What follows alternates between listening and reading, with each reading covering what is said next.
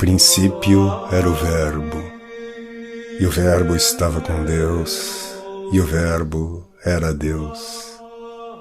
Nele estava a vida, e a vida era a luz dos homens. Seja muito bem-vindo ao podcast O Verbo, Luz dos Homens. E hoje começamos uma série especial em que eu vou compartilhar com você 4 aulas sobre a vida de oração. Essas aulas, que serão ministradas ao longo do mês de fevereiro, fazem parte do programa do meu curso por assinatura A Tradição Cristã. Mas devido à importância do tema, eu resolvi compartilhá-las publicamente. Fique então agora com a primeira aula, em que eu tematizo particularmente a importância de colocar-se na presença de Deus. Um dos problemas básicos com os quais a gente se defronta na atualidade,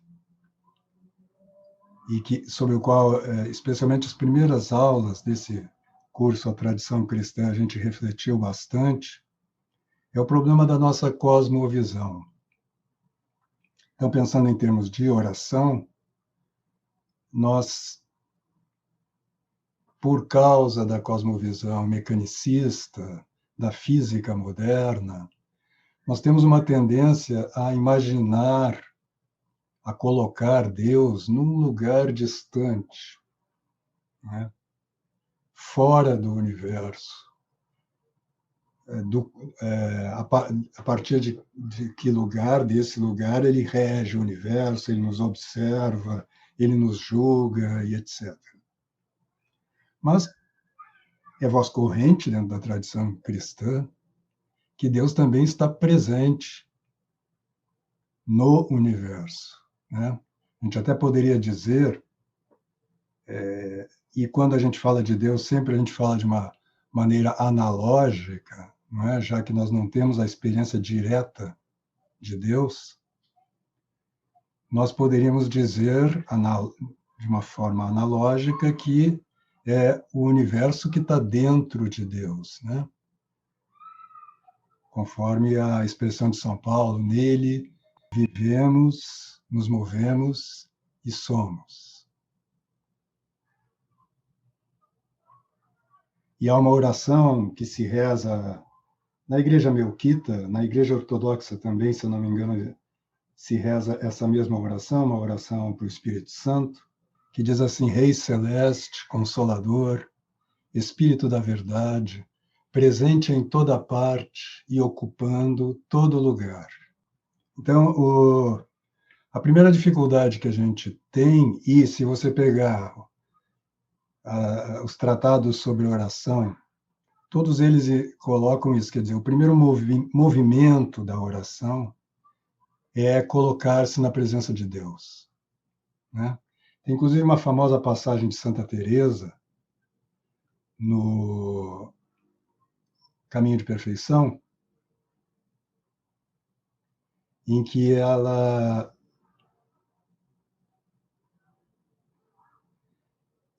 diz para as irmãs, né? Ela escreveu esse livro para as irmãs do convento de São José, em que ela diz: bom, primeiro você fica sozinha, né? Você se recolhe lá na sua cela, mas no nosso caso, no nosso quarto, como o próprio Cristo diz, né? Feche-se lá no seu quarto e reze a Deus. E, estando sozinha, procure companhia. E essa companhia é o próprio Cristo, né? Que está presente no nosso interior também. Então, é esse voltar-se para Deus, ou seja, lembrar e, de uma certa forma, realizar essa presença de Deus. Realizar no sentido de tomar consciência dessa presença de Deus. Esse é o primeiro movimento da oração, né?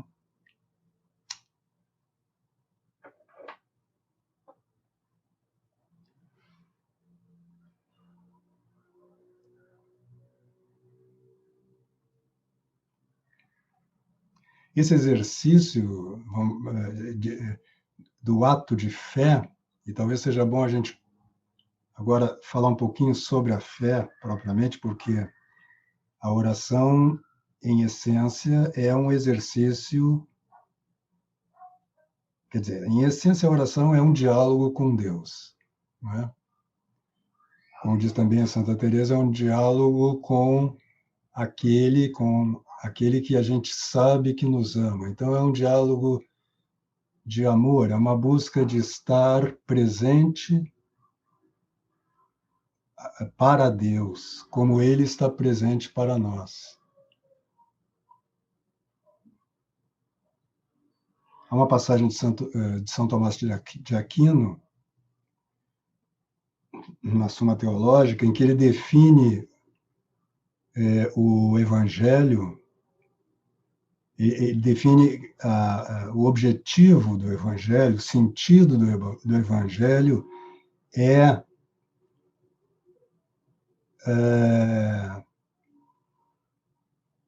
a revelação, o contato do próprio Espírito Santo.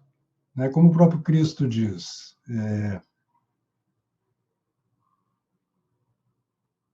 naquela passagem que ele fala sobre a oração e diz: se vocês que são maus, né, e o filho vem e pede um peixe, o pai não vai dar um escorpião, não é? E aí ele termina essa passagem dizendo: quanto mais o pai não negará o Espírito Santo a quem lhe pedir. Então, a gente poderia, é uma das maneiras da gente definir a oração como a súplica pelo Espírito Santo. É pedir o Espírito Santo, é pedir a fé, em outras palavras também. E o ato de fé tem essa característica que é ele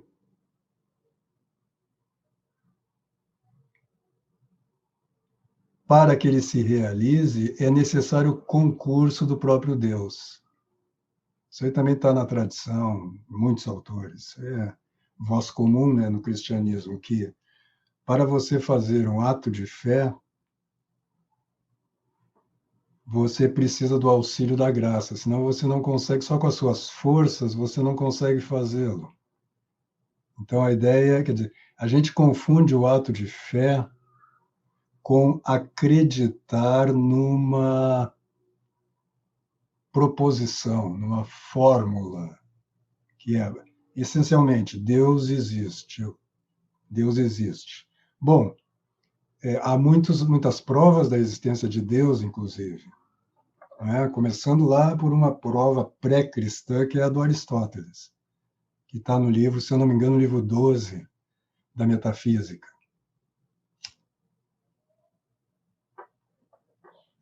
Você, pelo raciocínio, você chega à conclusão que é impossível que Deus não exista. Ou, dito positivamente, você chega à conclusão que Deus existe necessariamente. Mas isso é só uma conclusão mental, vamos dizer assim, de um raciocínio lógico. Né? E acreditar nessa proposição não é o ato de fé.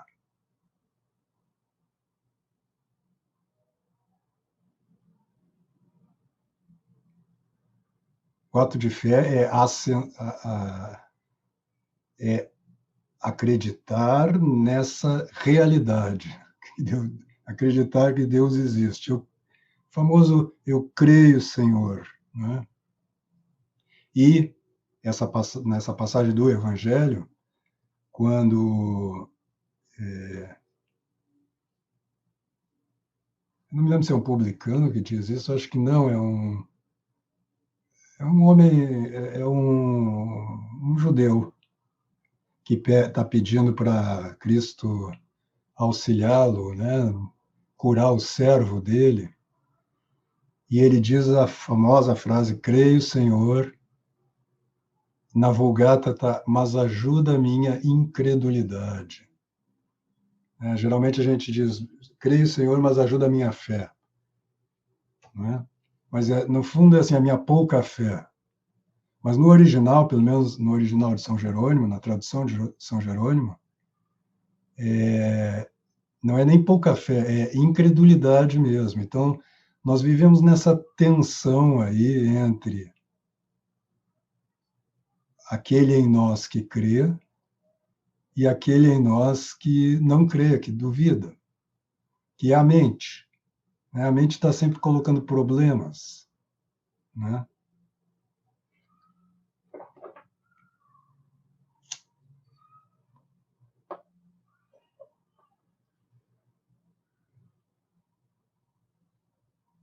Então, quando você diz eu creio, mas ajuda a minha incredulidade, está subentendido que quem nos ajuda, quem nos apoia, quem nos dá a luz, vamos dizer, para crer, é o próprio Deus.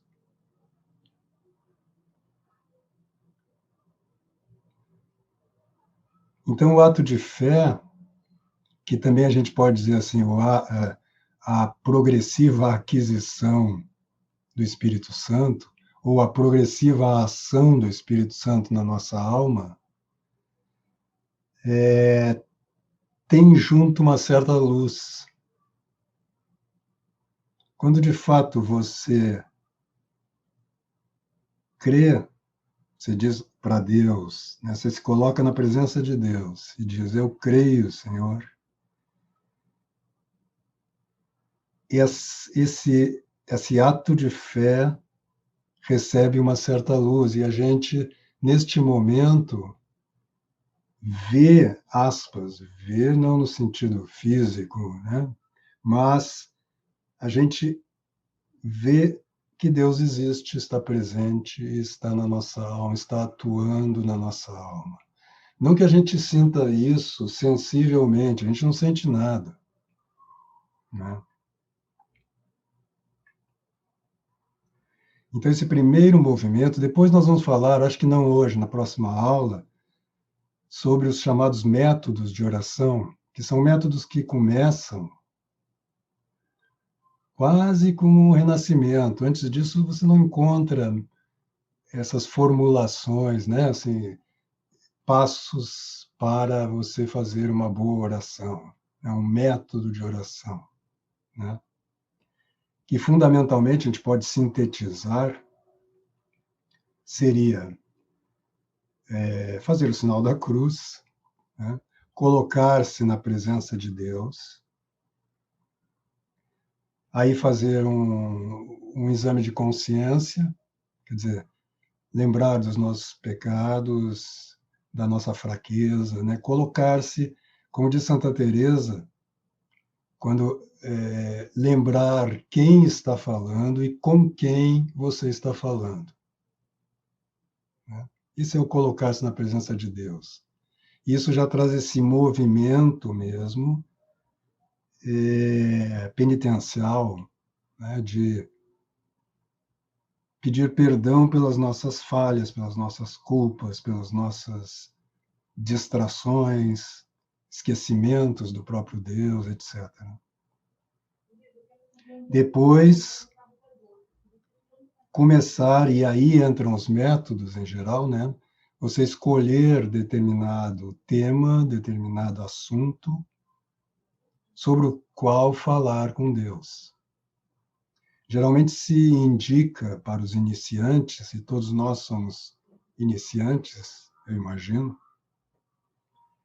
que tenha algum livro à mão, seja a Sagrada Escritura mesmo, sejam livros de meditações. Eu até separei uma sequência aqui de livros, mas vocês devem conhecer muitos, são muitos os livros que trazem meditações. Talvez um dos mais conhecidos seja o Filoteia, de São Francisco de Sales, onde ali tem uma série de 10 meditações. Tem também o de São Pedro de Alcântara, que também faz uma série de 10 meditações, que são modelos de meditações. Mas a meditação não é propriamente a oração. A meditação ela se inclui na oração como um meio de você progredir na sua vida espiritual e também progredir na sua vida de oração. Mas nós vamos falar disso mais tarde com mais calma. Aqui eu só estou fazendo essa breve síntese do que é a oração, né? O que esses métodos, tanto o método de Santo Inácio, o método do próprio São Francisco de Sales, tem aquele dos, como é que eles chamam? Agora escapou. Depois, na próxima aula, eu vou falar sobre isso. Essa meditação gera em você uma relação mais, vamos dizer assim, afetiva com Deus. Em momentos, surgem afetos, seja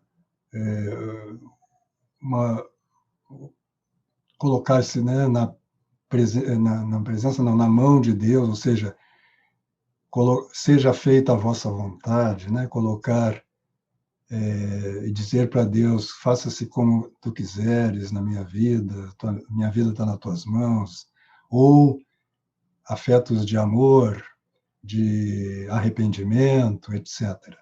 Quando surgem esses afetos, dizem os mestres, a gente deve parar a leitura e dedicar-se a eles, dedicar a um diálogo, a um colóquio com o próprio Deus, né? Depois, quando isso se esgota, voltar à leitura. Aí depois esse seria o miolo da oração, né? O que depois, se simplificando, vai se tornar o que os mestres chamam de oração afetiva. Depois você teria, no momento final, você pede a ajuda de Deus, né? E você toma resoluções em relação à sua vida, mudanças que você percebe que precisam fazer, né? Ou seja, você toma resoluções, né? E pede a Deus que te apoie, né? Que te dê luz, que te dê força para cumpri-las. Depois você faz uma ação de graças, né? Agradecendo o concurso de Deus, essa presença mais dialogal, vamos dizer assim, né? Que acontece durante a oração e conclui. Então, a estrutura, vamos dizer assim, de uma oração para os principiantes, e em alguma hora nessas 4 aulas a gente vai falar dessas 3 vias um pouco, porque na tradição há sempre um progresso da vida espiritual, né? Que você vai passando da vida, vamos dizer, mais essa a via dos principiantes, que é uma via de purificação, de correção de erros, de abandono do pecado, etc., para uma segunda via, que eles chamam iluminativa, né?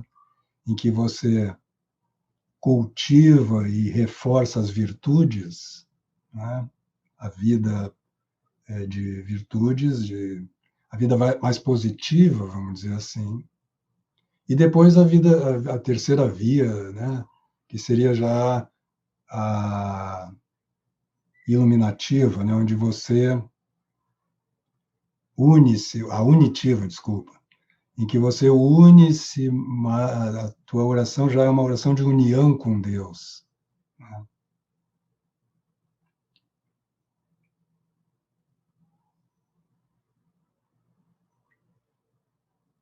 O que eu tenho observado é que a maioria das pessoas que eu conheço, cristãos que vão à missa regularmente, aos domingos, etc., dias de festa, eles se restringem muito à oração vocal e não fazem essa meditação, quer dizer, não fazem o que a tradição chama de oração mental. O assunto é espinhoso, porque esses termos são tomados pelos mestres espirituais com conotações um pouco distintas, segundo, segundo o autor. Então, isso às vezes fica um pouco confuso na nossa cabeça. E eu acho que esse é o primeiro ponto que nós deveríamos, sobre o qual a gente deve meditar para ir compreendendo. Alguém tem alguma pergunta aqui? Ou no chat? Se alguém tiver alguma pergunta no chat também, coloque aqui que eu estou com o chat aberto do meu lado.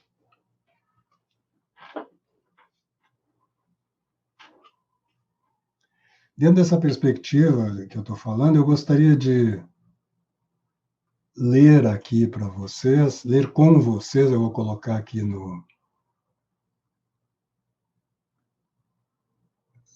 vou compartilhar a tela, o capítulo do Catecismo atual, esse catecismo que foi publicado por João Paulo II, sobre a vida de oração, para a gente fazer alguns comentários sobre isso. Então, vamos lá. A vida de oração. A oração é a vida do coração novo e deve nos animar a cada momento. Então, aqui ele já não está, se você pegar na Suma Teológica, quando São Tomás fala sobre oração, ele se refere lá particularmente à oração vocal, que, como a palavra diz, é a oração que é feita vocalmente, com a voz, que a gente ouve, a gente pronuncia. E esta oração, ela não pode ser feita a qualquer momento. Então, aqui quando ele diz a oração é a vida do coração novo e deve nos animar a cada momento, ela está falando, ele já se refere à oração como uma espécie de diálogo não verbal, nem mentalmente, contínuo com Deus. A lembrança da presença de Deus, a gente poderia dizer, né? Que deve nos animar, nos fortalecer, né? Não só fortalecer, trazer afetos de aquelas os quatro sentidos da oração, né, tradicionais, né? Afetos de louvor, né, admiração, de louvor, de ação de graças, de arrependimento e de súplica também, né? Quer dizer, de acordo com o momento, quando a gente está vivendo uma situação qualquer e lembra de Deus, essa lembrança ela vem acompanhada de uma dessas quatro, vamos dizer, de um desses quatro pontos de vista, né? Você, por exemplo, vê um pôr de sol e admira a beleza dele e louva a Deus no seu coração, né? O adora pela sua magnificência, né? De ter criado, quer dizer, na beleza do pôr do sol você vê a beleza do próprio Deus e o louva por isso, né? Ou você tem uma tentação, né?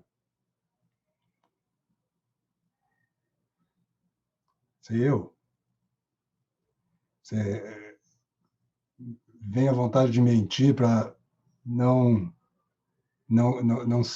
ficar diminuído diante de alguém, né?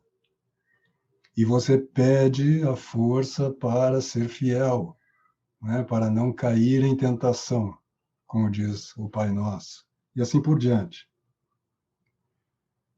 Retomemos. Nós, porém, esquecemos-nos daquele que é nossa vida e nosso tudo. Por isso, os padres espirituais, na tradição do Deuteronômio e dos profetas, insistem na oração como recordação de Deus, como um despertar frequente da memória do coração. É preciso se lembrar de Deus com mais frequência do que se respira. Mas não se pode orar sempre, se não se reza em certos momentos por decisão própria. São os tempos fortes da oração cristã. em intensidade e duração. Eu vou ler esses 3 parágrafos e aí a gente comenta. A tradição da Igreja propõe aos fiéis ritmos de oração destinados a nutrir a oração contínua. Eu disse que ia ler, mas eu vou parar e comentar já. Porque isso aqui é muito importante, é o que a gente estava dizendo. Quer dizer, não é possível que você tenha essa lembrança, né? É a famosa frase lá de São Paulo, orai sem cessar. Né? Como é possível fazer isso no nosso dia a dia, com tantas tarefas, com tantas preocupações, né? Com a nossa fraqueza também, às vezes o sono, a preguiça, os nossos pecados, né? Os nossos vícios, para não dizer pecados, né? Como é possível rezar incessantemente? Bom, só é possível se você dedicar algum tempo diário à oração propriamente dita, vamos dizer assim, sobre a qual é a que a gente vai falar mais nessas 4 aulas. Mas você vê que aqui no próprio catecismo, o autor está falando de 2 orações ao mesmo tempo, né? Porque ele não faz distinção na palavra quando ele diz, inicialmente, a oração é a vida do coração novo e deve nos animar a cada momento. Aí, no segundo parágrafo, ele diz, a tradição da Igreja propõe aos fiéis ritmos de oração, destinados a nutrir a oração contínua. É exatamente isso. Quer dizer, tudo que eu pretendo dizer aqui é o que a tradição ensina. Esse curso, no geral, chama-se A Tradição Cristã. Então, o que eu pretendo mesmo é simplesmente transmitir o que os mestres, o que a tradição, desde os tempos apostólicos, desde o próprio Cristo, vem transmitindo. E que nas últimas décadas parece que está um pouco mais distante do entendimento ou da mente dos cristãos, né? Então, quando você reza o terço, quando você reza a sua oração da manhã, e etc., os tempos de oração, né, que cada um de nós tem, seus ritmos de oração, seja ao longo do dia, seja ao longo do ano litúrgico, tem por objetivo, um dos objetivos principais, né, como ele diz aqui, nutrir a oração, nutrir esse diálogo constante com um Deus presente e vivo. Eu estava lembrando hoje à tarde dessa expressão, né, de conhecimento de Deus, né, que nós devemos buscar o conhecimento de Deus.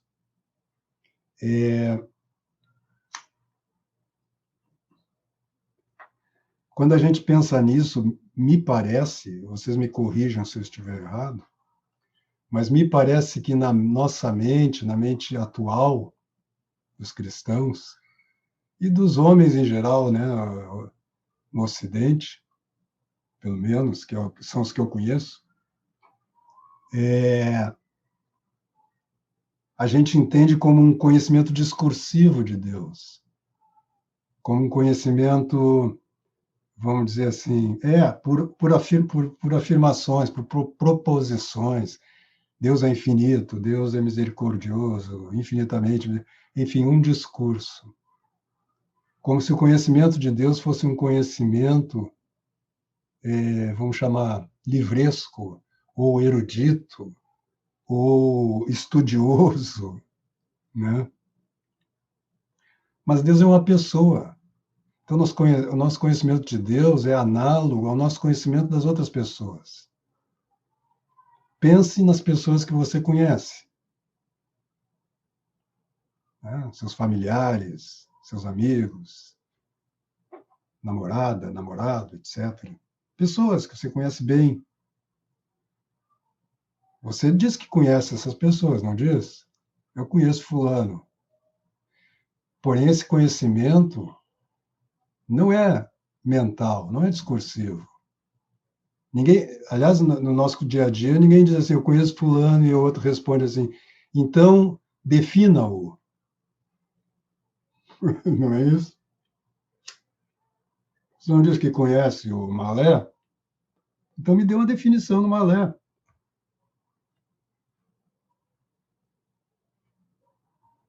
Em relação a Deus, guardadas todas as infinitas proporções, é a mesma coisa. Um conhecimento de Deus ele vai sendo cultivado como um conhecimento de alguém que age na sua vida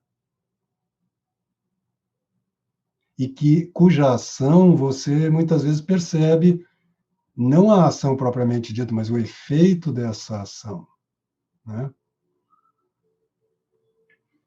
Claro, ele é invisível e transcendente também. Então você não conhece da mesma maneira que você conhece seu irmão, seu amigo, que tem um corpo. Mas você, quando você, mesmo seu amigo, tem algo de intangível ali. O que ele é propriamente é transcendente. Não é da mesma transcendência que Deus, mas é transcendente, não é isso?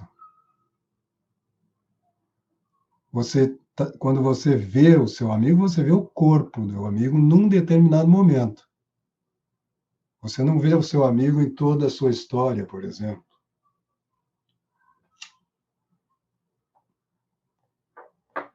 E, entretanto, você, de uma forma misteriosa, eu não saberia explicar isso, mas não precisa explicar. Eu acho que todo mundo tem essa vivência. Você capta a pessoa dele. Você se relaciona com a pessoa dele, você não se relaciona com o corpo dele. Você se relaciona através do corpo. E nós somos humanos, temos corpo, e pelo menos a maioria de nós ainda não é capaz de se relacionar com os santos diretamente, né, que estão no céu, sem corpo, né?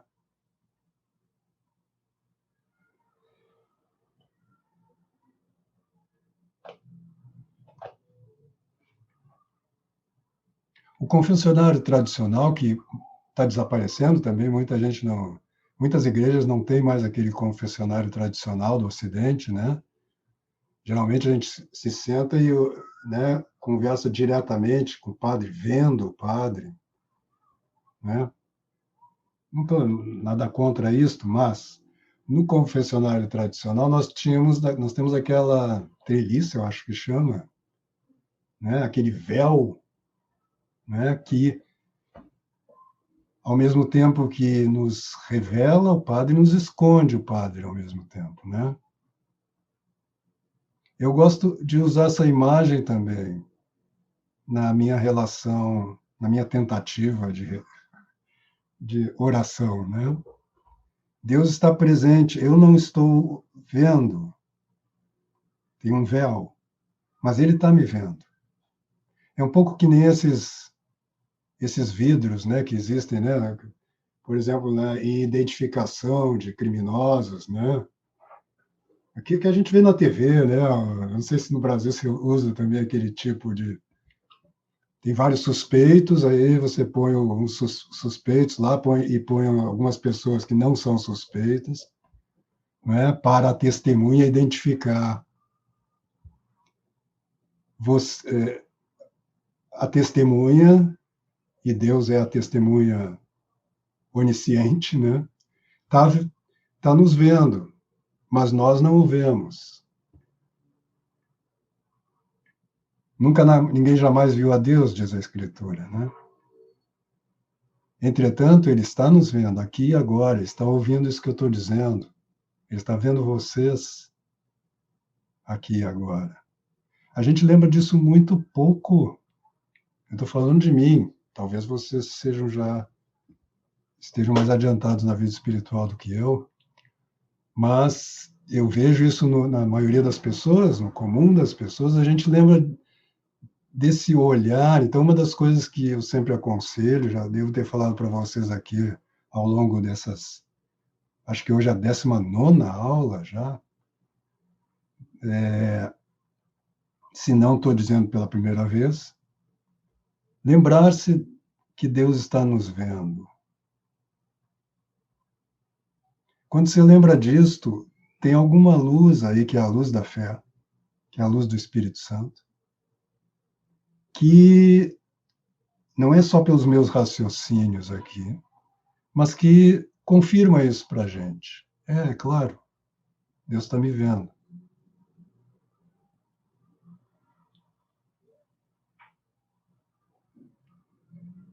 Então, isto, por exemplo, é uma forma de oração que os padres do deserto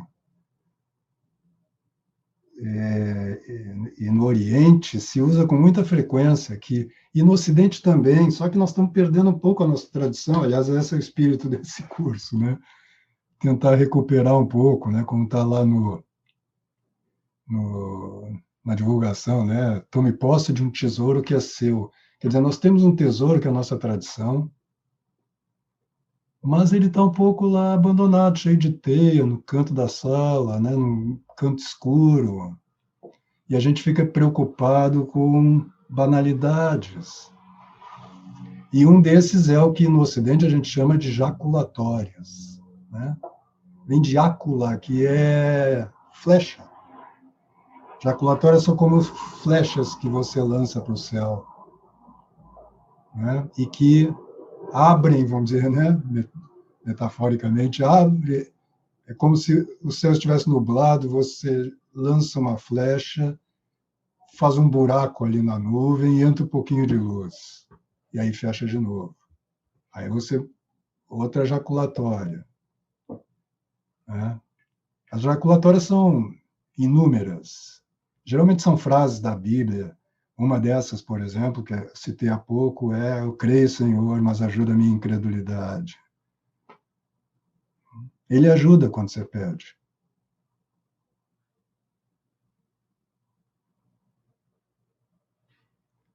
Nós perdemos muito esse. Eu dizia, os orientais têm. A mais conhecida é: Senhor Jesus Cristo, Filho de Deus, tem piedade de mim, pecador. Eles ficam repetindo isso enquanto estão trabalhando, enquanto estão fazendo outras coisas, não só nos momentos específicos, né, formais de oração. E isto ajuda o que a manter o que o catecismo aqui está dizendo.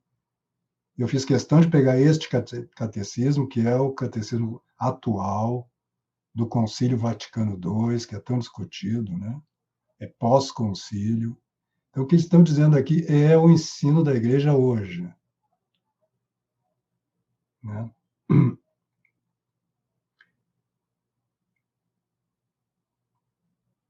Alguma pergunta? Está tudo bem? Retomemos, então, o texto do catecismo. Então, a Igreja propõe aos fiéis ritmos de oração. Alguns são cotidianos: a oração da manhã e da tarde, antes e depois das refeições, a liturgia das horas. O domingo, centrado na Eucaristia, é santificado principalmente pela oração. Então, aos domingos, então, nós somos chamados a rezar mais. Os ciclos do ano litúrgico, etc., as festas, né? O Senhor conduz cada pessoa pelos caminhos e da maneira que lhe agradam. Cada fiel responde ao Senhor segundo a determinação de seu coração e as expressões pessoais de sua oração. Então, além das orações vocais tradicionais, como o Pai Nosso, Ave Maria, o Credo, Salve Rainha, etc., que são preciosas, né? Além disso, você deve, aos poucos, você deve desenvolver uma oração mais pessoal com Cristo, né? Falar mesmo com Ele. E segundo as Escrituras, segundo São Paulo, e toda a tradição, Deus fala conosco no nosso coração, só que ele não fala de uma forma audível, não é? Mas, se você fizer silêncio, você fala com Deus e deixa, vamos dizer assim, que o Espírito Santo te ilumine, vêm pensamentos, imagens, às vezes acontecimentos externos que respondem às suas petições, às suas perguntas.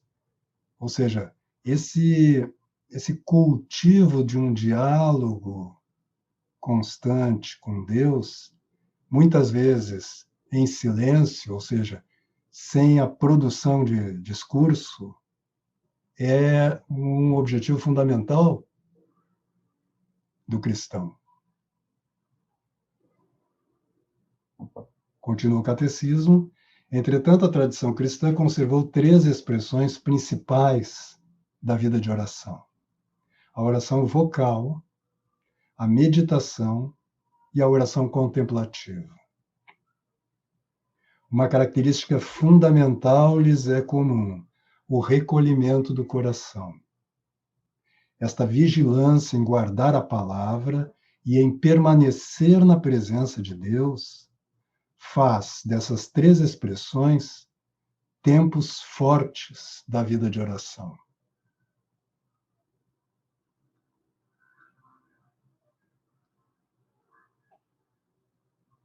Então, veja que, mesmo na oração vocal, que pode ser tanto essas orações que a gente citava, mas pode ser as respostas da missa também, pode ser a liturgia das horas, para quem reza a liturgia das horas,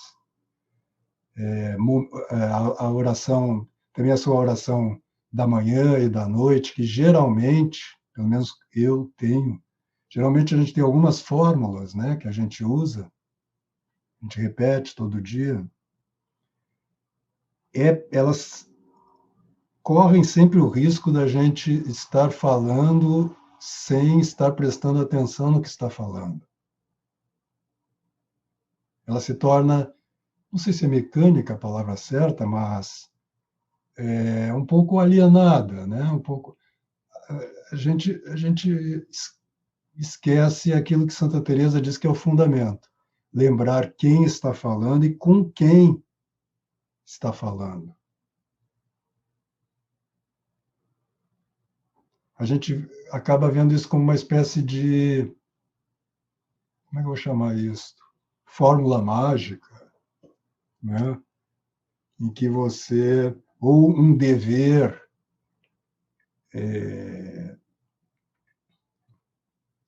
um dever quase assim jurídico, né? Você acorda e você lá reza e nem está prestando atenção, você está pensando o que você vai fazer. Você, né? E geralmente a gente acorda com as preocupações do dia, né? Eu tenho uma reunião com fulano, ou eu tenho que entregar um trabalho, ou eu tenho que terminar aquela tradução que está atrasada, né? Né, João? Aquela revisão que está atrasada, Malé fica enchendo meu saco, né?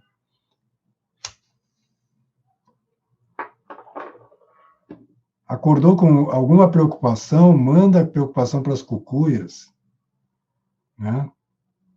E volte-se para Deus, quer dizer, a oração da manhã é fundamental. Tem uma frase de São Bernardo, eu até vou ler aqui para vocês, que eu separei,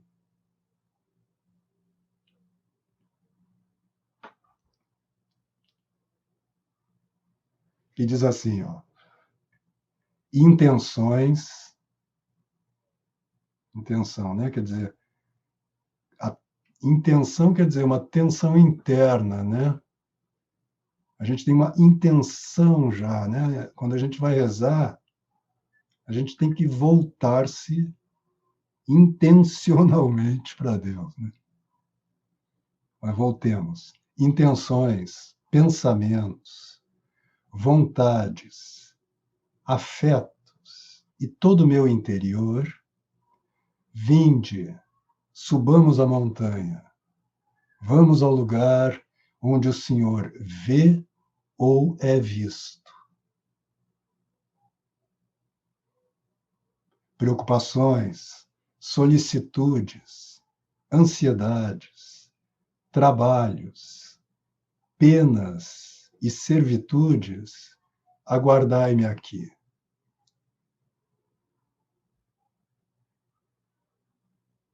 Eu vou anotar aqui as coisas que eu estou lendo, depois eu vou pôr no arquivo e compartilhar aqui com vocês, tá?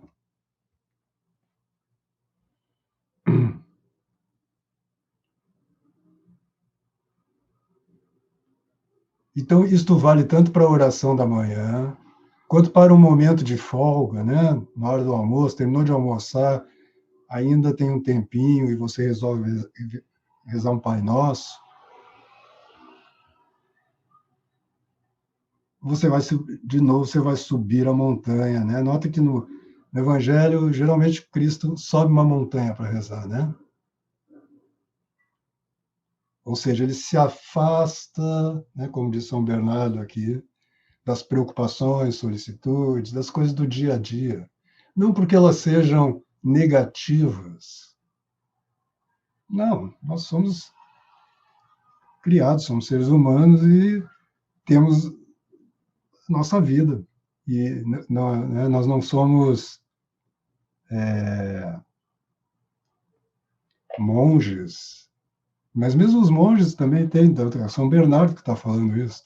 Ele também tem suas preocupações. São Bernardo, por exemplo, andava aquela França inteira, né, dando conselho, e Santa Teresa fundou 17 conventos, Espanha afora, né? Então não se trata de nós não termos afazeres, né? Nós não termos.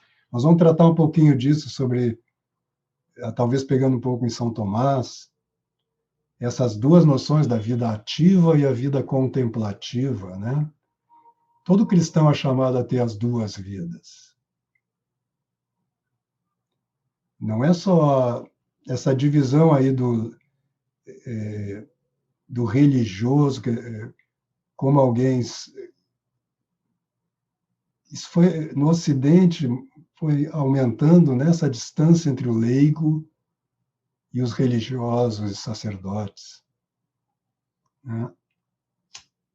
Não, o leigo também tem uma vida de oração, não do mesmo tamanho, porque cada um tem a sua função, mas ele deve fazer suas orações cotidianas, e deve estar sempre em oração mesmo no seu dia a dia, como diz aqui o catecismo. É o catecismo atual. Então, se a gente é católico, pelo menos eu estou falando agora com os católicos, a gente tem que seguir o que o catecismo está dizendo, né? Essa é a nossa referência. Então, eu vou só complementar com o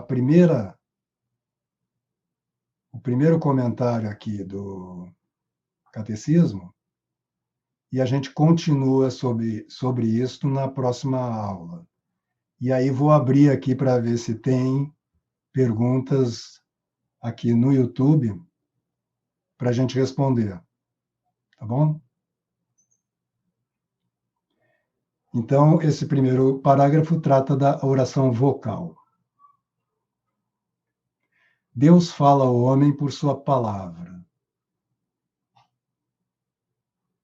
Aqui já embola na nossa cabeça. Como assim? Eu nunca ouvi Deus falar comigo. Imagino que nenhum de vocês, né? Santa Teresa diz que Santa Teresa diz que comigo ele falou. Eu digo, mas ele falou quando ela já tinha lá seus 50, né? E era Santa Teresa. Então, o que eles querem dizer com Deus fala ao homem por sua palavra? Bom, uma das coisas nós temos na Bíblia a palavra de Deus, né? Então, há uma palavra aí que a gente não escuta mais ler, mas escuta, né, na leitura da missa, por exemplo, só que não é o próprio Deus quem está falando, que é a palavra de Deus, né? Mas não é só isso. Aliás, não é fundamentalmente isso. Porque Deus, como eu dizia antes, ele está falando no nosso coração. Como ele diz lá no Apocalipse, eis que estou à porta e bato, né? Ele está falando. Só que não são como diz Davi, né, naquele salmo que ele está falando da natureza, da criação, né? E ele diz que os céus cantam a glória de Deus. Diz, ué, eu nunca ouvi o céu cantar. Hum? E aí ele explica, porque a gente é burro, não são palavras, né? Nem vozes. Não é? Então, Davi está nos dizendo isso mesmo, que tudo está cantando a glória de Deus. Isso é verdade. Como é que a gente não vê? Porque a gente não tem uma vida de oração mais profunda, constante, né? E com uma compreensão adequada, que é isso que a gente está tentando começar a remediar aqui, ajudá-los na medida do possível, porque eu também sou outra besta, né? Mas ajudá-los a começar a ouvir a voz de Deus. Mas quando, por exemplo, muitas vezes na oração te vem uma imagem, te vem uma frase, às vezes, do Evangelho, é uma resposta de Deus, mediada. Bom, quando você chega num grau mais alto de oração, segundo Santa Teresa e todos os grandes místicos, você vai perceber melhor essa palavra. Mas para isto leva muito tempo. A gente tem que, ainda mais hoje em dia, né? Nós vivemos a era do micro-ondas, da internet, então é tudo imediato. A gente não tem paciência para nada. E se vocês olharem no Evangelho, você vê que a paciência é uma das virtudes mais aconselhada, né? Mais aconselhadas. Mas voltando. Mas o mais importante é a presença do coração naquele a quem falamos na oração. Que a nossa oração seja ouvida depende não da quantidade das palavras, mas do fervor de nossas almas. Então ele está apontando aqui de novo aquilo que eu dizia antes, que as palavras na oração, elas visam não um conhecimento mental, elas visam, na verdade, fomentar, aumentar o amor, a nossa união com Deus. Quando a gente ama alguma coisa, como diz o Cristo, né? Onde está o teu coração, o teu tesouro, aí estará o teu coração. Então a gente tem que tentar fazer com que na oração, a gente tem que lembrar toda vez, porque a gente esquece. O homem é um animal que esquece, né? Como diz o Lawande, né? Então, a gente tem que lembrar disto, vou colocar onde está o meu tesouro. É em Deus. Não pode ser em lugar nenhum outro. E aí você vai o quê? Como diz aqui o catecismo, você vai aumentar o fervor, né? Você vai unir-se mais a Deus. Não identifique isto com a vida das paixões, das emoções. Não quer dizer que você sinta uma alegria. Não, pode não sentir nada. Essa é uma coisa que a gente vai falar mais adiante um pouco. Hoje em dia as pessoas identificam muito elas acham que uma oração é positiva se elas sentem coisas boas. Ou mesmo se elas sentem coisas negativas, se for assim, arrependimento, se chora muito, né? Tudo bem, pode acontecer, não estou dizendo que isso não existe, que é negativo em si, mas isso não é um sinal de que a oração está sendo bem feita. Voltando lá, a oração vocal é um dado indispensável da vida cristã. Ou seja, está dizendo aqui, ó, quem não faz oração vocal não é cristão. Ou, pelo menos, é cristão, mas não tem uma vida cristã. E não está dizendo para você fazer oração vocal 24 horas por dia. A oração vocal, como ele está dizendo, ela é periódica, ela é um ritmo que você faz de vez em quando, em alguns momentos do seu dia, do ano, etc. Aos discípulos atraídos pela oração silenciosa do Mestre, este ensina uma oração vocal, o Pai Nosso, que é a oração mais comentada da tradição cristã. Santa Teresa mesmo, no Caminho de Perfeição, comenta o Pai Nosso. Santo Agostinho comenta o Pai Nosso. São Tomás de Aquino comenta o Pai Nosso. Aliás, eu separei o comentário, que é curto, né? Como sempre, Tomás de Aquino não se estende, não tem nada de retórica ali, não tem nada. Então, é simples e curto, mas ele faz um belo comentário ao Pai Nosso, que a gente vai ler numa próxima aula. Jesus não só rezou as orações litúrgicas da sinagoga, não só, ele rezou, né?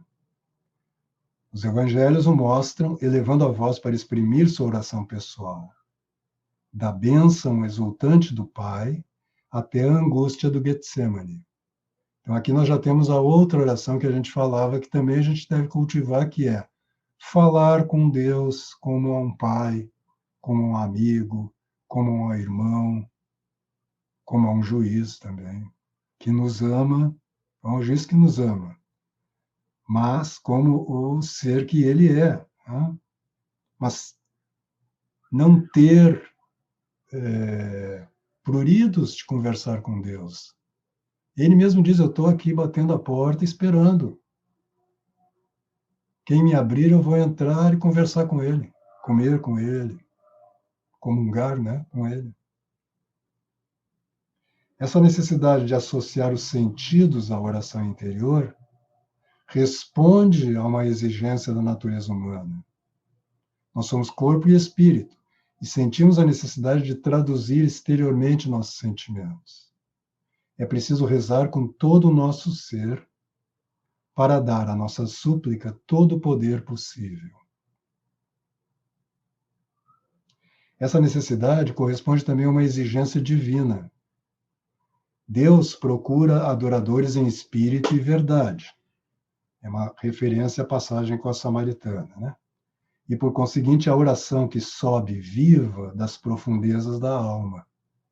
Então, veja que aqui ele está, de novo, né? Ele fala da oração vocal, mas, ao mesmo tempo, ele está dizendo que existe uma oração silenciosa aqui que sobe viva das profundezas da alma. Ele também quer a expressão exterior, que associa o corpo à oração interior, pois ela lhe traz esta homenagem perfeita de tudo aquilo a que ele tem direito. Sendo exterior e tão plenamente humana, a oração vocal é, por excelência, a oração das multidões. Mas também a oração mais interior não pode menosprezar a oração vocal. A oração se torna interior na medida em que tomamos consciência daquele com quem falamos. Então, a oração vocal é uma primeira forma da oração contemplativa. Santa Teresa chega a dizer que quem reza com os lábios, né, quem faz uma oração vocal, mas não presta atenção no que está dizendo, ou seja, não tem uma oração, não está com o coração na oração, não está pensando naquilo que está dizendo, compreendendo o que está dizendo, ela diz, isto eu nem chamo de oração. Então, essa ideia de que uma oração vocal tem uma virtude por si só, independente da nossa consciência, é completamente equivocada. Claro, podem acontecer distrações, mas acontecer a distração, você volta para a oração. E não fica discutindo com a distração, né? Porque senão você se distrai mais, não é isso? E aí, quando você vê, você está lá na Conchinchina, não é isso? E falando, né? Diz, eu sou um bosta, porque estou sempre me distraindo, eu tenho que fazer... E aí começa a pensar no que você... Não! A distração acontece, o remédio para a distração é voltar para a oração, simplesmente. Vamos ver se tem alguma pergunta aqui no chat, senão a gente vai acabando por aqui a transmissão online, pelo YouTube, mas nós aqui continuamos ainda. Vocês já são silenciosos, né? Hoje, estando online também, né, no YouTube, aí então ninguém fala nada mesmo. Leandro pergunta: é importante ter um horário fixo para as orações? Por exemplo, rezar o terço sempre às 18 horas?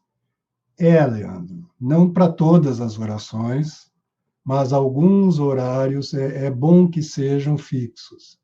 Claro, tem dias em que você tem outro compromisso, então não se inquiete, né, de não poder cumprir aquele horário. Mas sim, se você pegar a própria tradição da liturgia das horas, que vem de uma tradição de oração judaica, né, como a própria palavra diz, é a liturgia das horas, né? Então tem horas fixas para a oração. É bom porque nós nos acostumamos, não só nós adquirimos o hábito de dedicar esse tempo à oração, mas é como você, de uma certa forma, facilita a oração, fazendo sempre naquele mesmo horário. Então é bom, sim, ter momentos fixos de oração.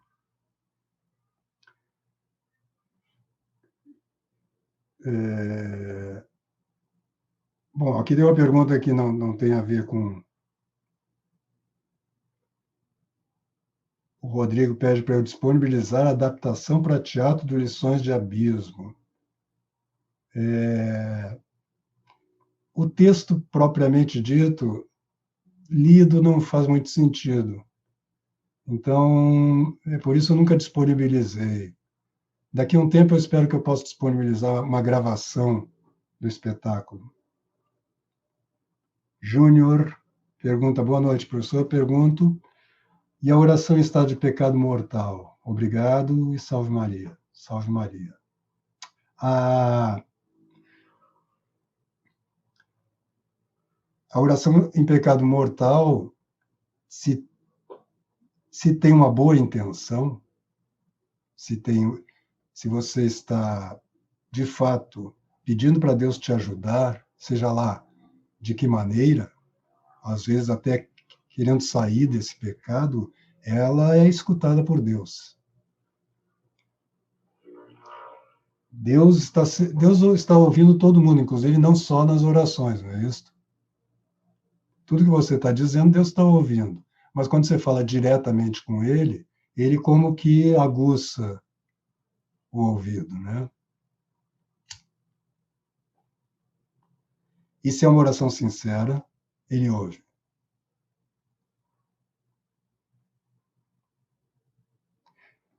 Inclusive, se não fosse isto, a maioria de nós não se converteria, né? Porque Deus não ouviria.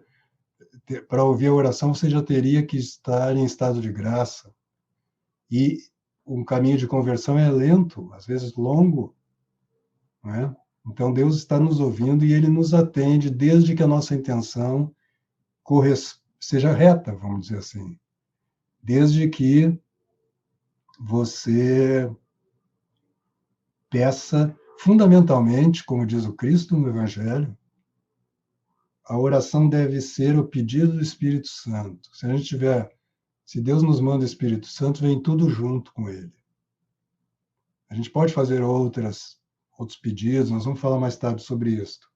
Mas o pedido essencial, e que inclui todos os outros, é o pedido do Espírito Santo, ou você pode dizer o pedido da fé, é a mesma coisa.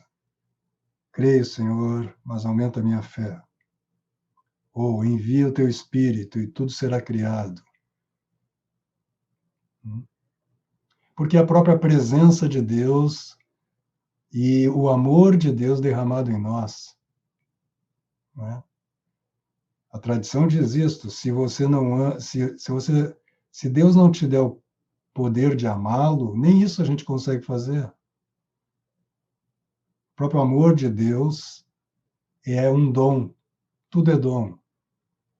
Né? São Paulo tem aquela passagem que diz: do que tu te orgulhas se tudo te foi dado? Tudo nos foi dado. Mas ainda essa graça especial aí é uma graça que Deus está pronto para dar, desde que você a peça.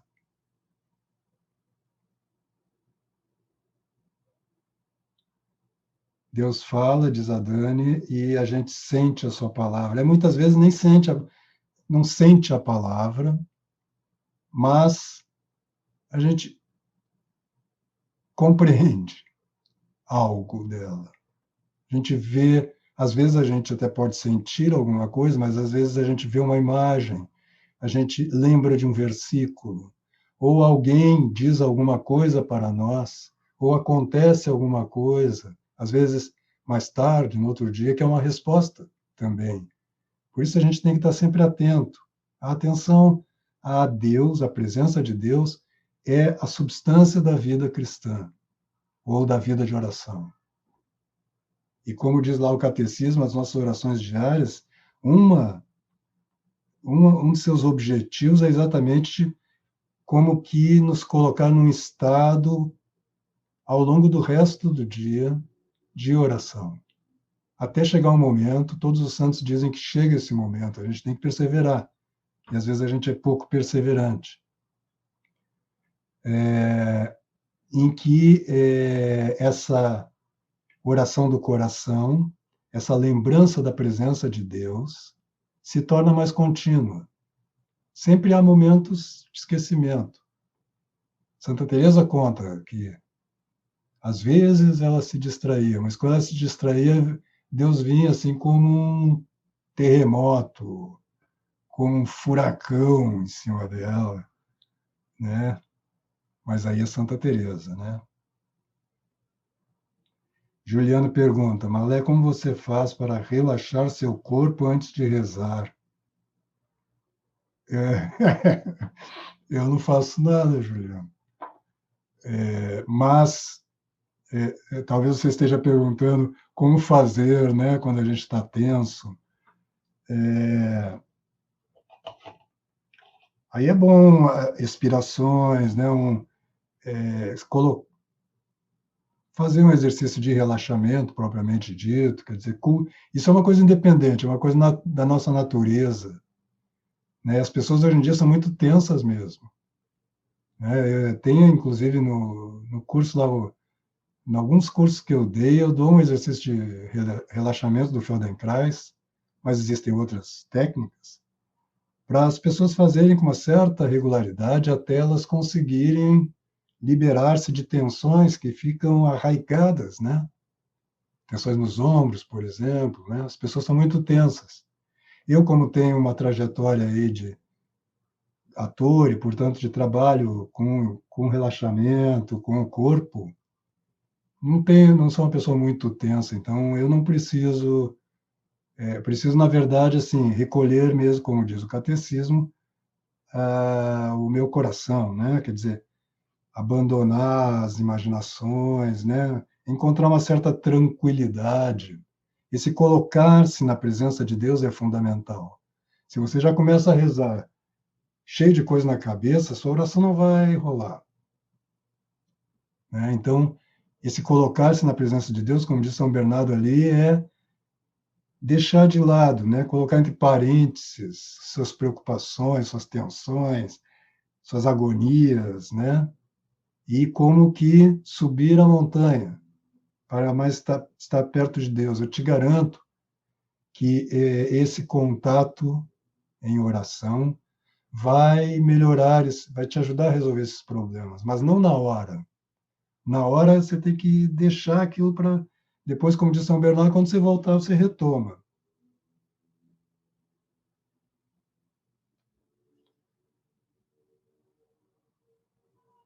Perri, Perry pergunta se pode-se adquirir uma vida de oração com devoção. Sim, é necessário, inclusive, que tenha devoção. Né? Devoção vem de uma palavra, agora não vou me lembrar em latim, mas acabei de ler isso no São Tomás essa semana, porque eu estou lendo, preparando essas aulas, vem de entregar-se nas mãos de Deus, né? Uma espécie de sacrifício, de colocar-se nas mãos de Deus, né?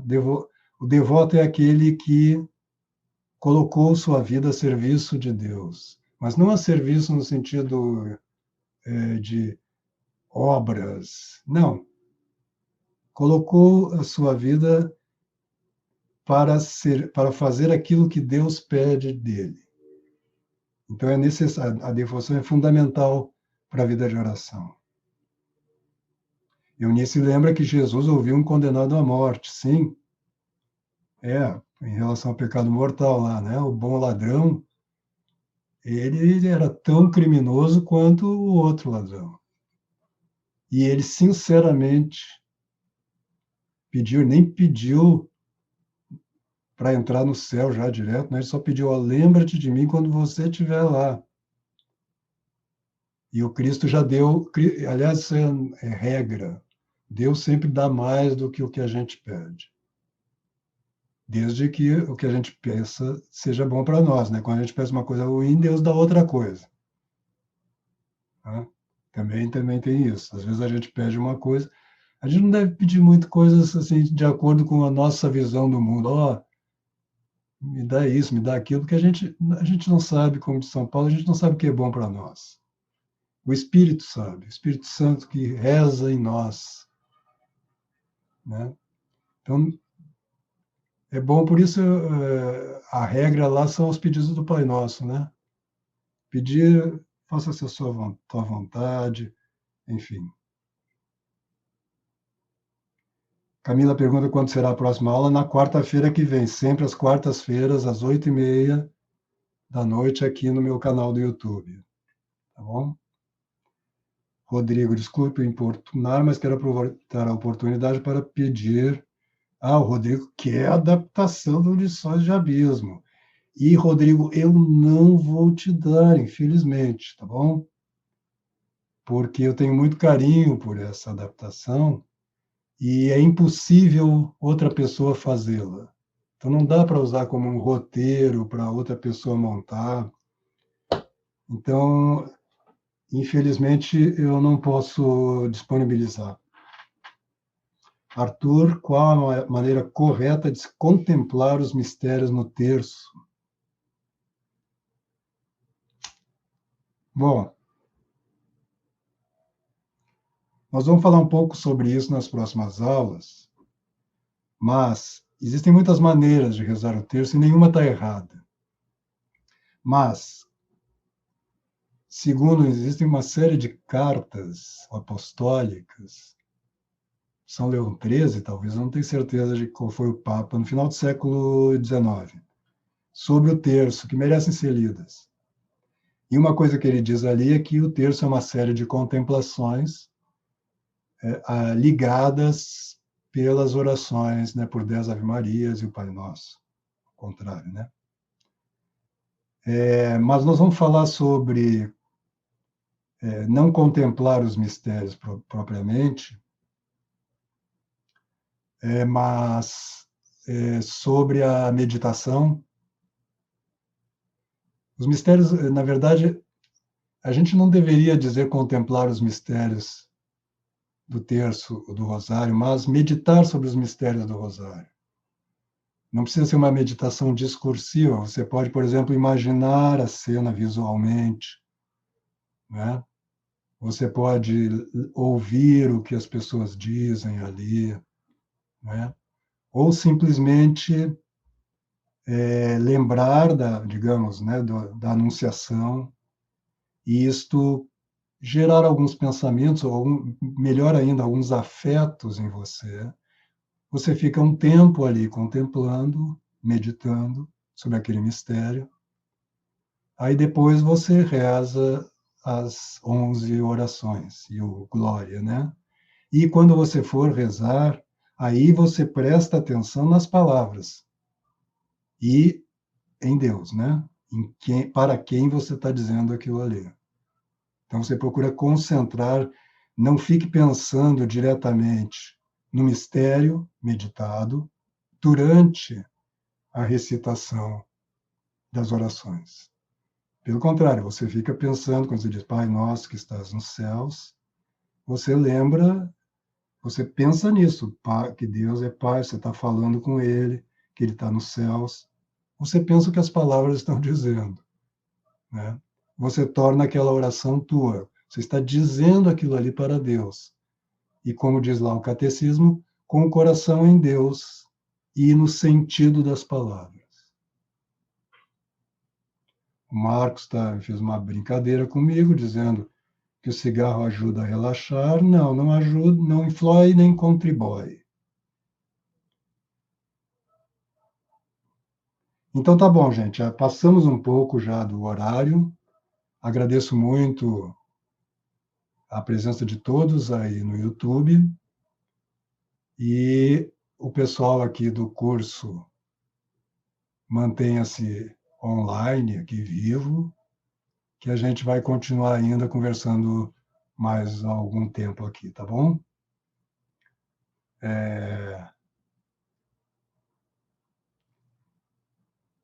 Antes de terminar, a Eulália pergunta o que o senhor pensa sobre outros tipos de terços que não sejam o terço mariano.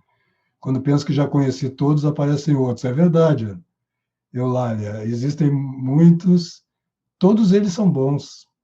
Eu confesso que eu, particularmente, me atenho ao terço tradicional, né? Inclusive, não rezo os mistérios, não coloco, não medito sobre os mistérios luminosos, como o São João Paulo II sugeriu, porque eu gosto da tradição cristã, assim, eu tento fazer o que os cristãos sempre fizeram ao longo dos séculos, né? E isso é uma coisa que eu queria aconselhá-los mesmo. Se vocês forem usar livros para a meditação, o que é bom para a oração, existem muitos. Eu vou fazer uma lista, uma pequena lista, porque não dá para enumerar tudo, não. É muita coisa. Mas eu sugiro que seja sempre de autores pré-1950, né? Para não ter erro. Não que outros mais contemporâneos não sejam bons. Podem ser, mas eu não garanto. Antes de 50, esses livros são mais... Aliás, eu diria assim, ó, tudo bem, de 50 para trás. Tem Santa Elizabeth, por exemplo, do início do século, Santa Teresinha, tem muitos santos aí que merecem, que podem ser usados seus textos para as nossas orações, né?